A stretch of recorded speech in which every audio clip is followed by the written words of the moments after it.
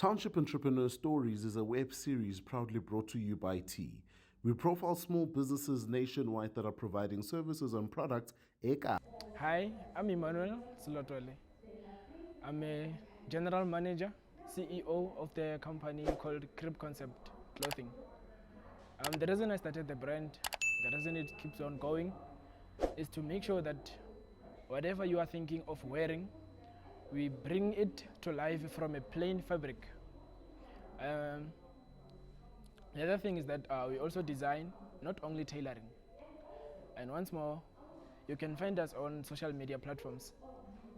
As on Instagram, we are crib_concept. On Facebook, we are simply crib concept.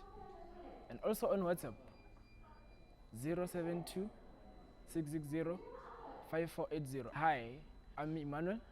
I'm a township entrepreneur.